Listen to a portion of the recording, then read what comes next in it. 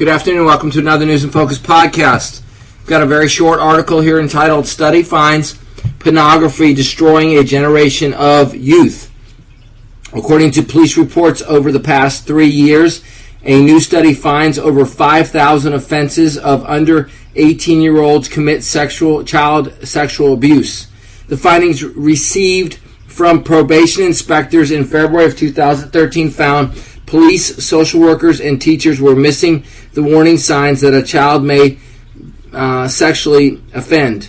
The study concludes pornography and sexual promiscuity are destroying a generation of young people. The National Society for the Prevention of Cruelty to Children is reporting that from 2009 to 2012, over 5,000 sexual assaults in England involved a child penetrator raping or sexually assaulting another child. Of the cases reported, 98% of the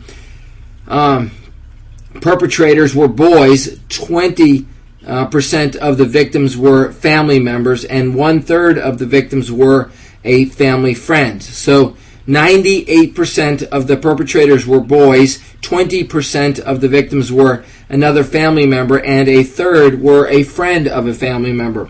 From the youngest age, children mimic what they see. If they see sex acts, many children naturally practice these life-changing acts on vulnerable infants and children nearby.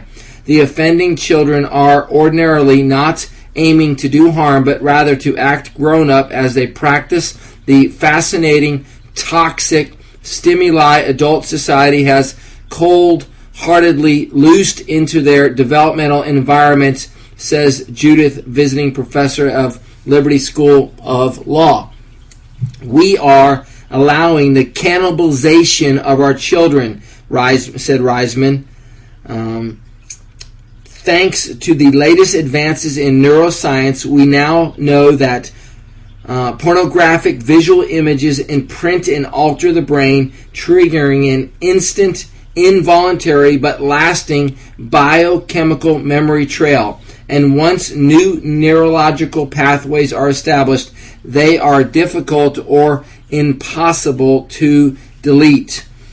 So that alone should be reason enough for us as parents to be overboard, over the top in protecting our children from the internet and the plethora of ways in which pornographic images and material is infiltrating into the eye gates of your children. Pornographic images also cause secretion of the body's fight or flight sex hormones. These triggers transmit and produce non-rational involuntary reactions. Media erotic fantasies become deeply embedded, commonly coursing, confusing, motivating, and addicting many of those exposed.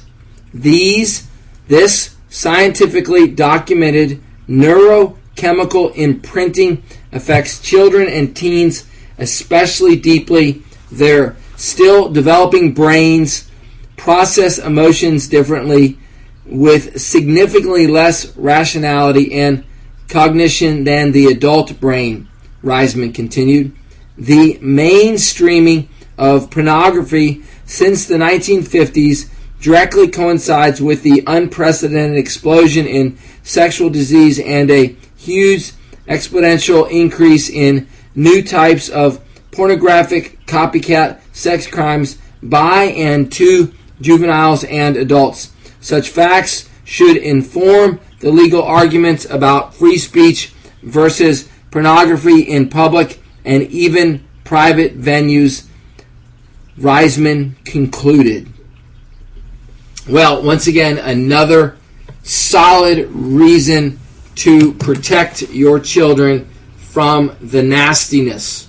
And I want to ask you, when you allow your child to spend the night at another person's home, do you know what's happening once mom and dad go to bed.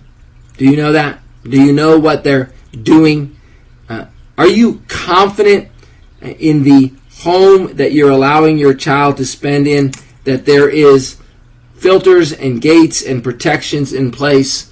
Are you confident about that? Do you know that your child will not be exposed to pornography? Because once they see that filth, it will be exceptionally difficult, one, to get those thoughts out of their mind, and two, not to want to see it again. So I want to encourage you as parents to protect your children from the garbage. Thanks for listening. Have a great day.